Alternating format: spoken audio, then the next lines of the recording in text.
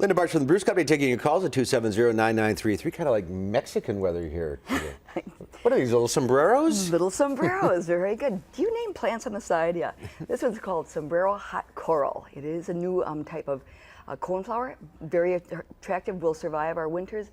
And back here, this is a coreopsis, because there's some cool coreopsis, but this one is sienna sunset, because it has both orange and yellow to it. And the one in the back looks like a perennial, but it's an annual? It does look like, it's, yes, I think they called it Denver Daisy, that's what it was. But it's an annual, so do check the labels, because we sort of have a lot of perennials we have isolated, but I will caution you, I know it's been awfully wet. We're having to water things. If you plant new things, water and check on your newly planted things. Absolutely. Yeah. All right, let's go to the phones. We'll start with Audrey in DeForest. Hi, Audrey. What's your question? Hi. Two questions. Peonies. Am I supposed to cut that greenery off for some reason at this point, or when? No, the peonies, as long as they're green, they are perfectly fine. What I'm seeing with a lot of peonies is I'm seeing powdery mildew. I'm seeing a lot of botrytis. Botrytis is black. And the powdery mildew on the green, leave that, but the black sections, cut that out, because that's a disease and you don't want to put that in your compost bin. Dispose of that in a landfill, because that is a nasty disease caused by cool, wet weather that we appear to be through now. All right. Okay, and I have another question.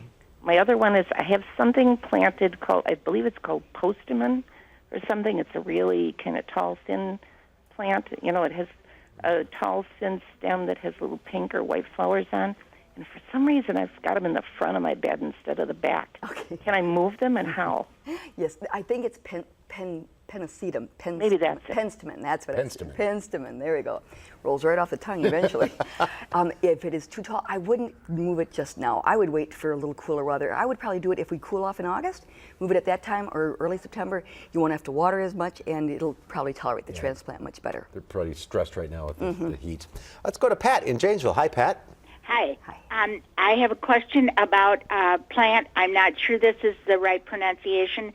Cyclomia. How do I plant it? Is it from seed, or is it annual, perennial?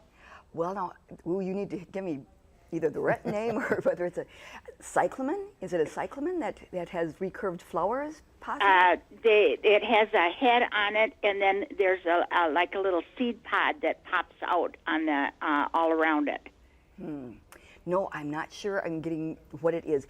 If you could possibly take a digital picture and then email it over to me, that would be a really good way. Or you could bring a piece of it into the garden center, and there's lots of real knowledgeable people out there that could help you identify and give you some help. All right, your email address is? Just lbarcz@barczcompany.com. All right. Gloria in Boston. Hi, Gloria, what's your question? I have a climbing rose, and I've had it for several years, and it just does not want to blossom anymore. Okay, that climbing rose, did it ever die back all the way to the ground? It's never died back. I've cut it back. Okay. You're sure that you have the plant that you originally, a lot of climbing roses are budded onto a vigorous rootstock. So if the rootstock has replaced what you were originally growing, for some reason they don't flower. I've never gotten a straight answer from anybody in horticulture as far as why that rootstock would not flower at some point, but that may be the case, because especially this summer, roses are spectacular. Roses liked all the rain. Yeah. I will say that, because they're flowering like crazy this year.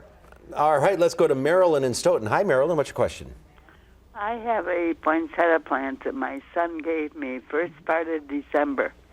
It just keeps going and going with red leaves and new green leaves. Why? Why? Why? It's probably like we have conditions right now are very similar to Mexico. So it's going to be very nice during the summer. And then I would suggest, usually they stop with putting out colored panicles, and they don't do that up to December. So if it looks nice, you could bring it inside and keep it as a houseplant. Otherwise, if you want a nice one with color, buy a new one for Christmas. And the red, that's not the flower. The flowers are those little yellow things. Actually, that's right. Yeah, the panicles are the colored portion. All right, so keep an eye on plants in the lawns, because you may need to water. I think lawns are okay yet, unless it's new seeding, but others, yes. All right, if you're on the line, stay there. Linda will talk to you off the air. We'll see you next week, and we'll be right back with a final check of your forecast.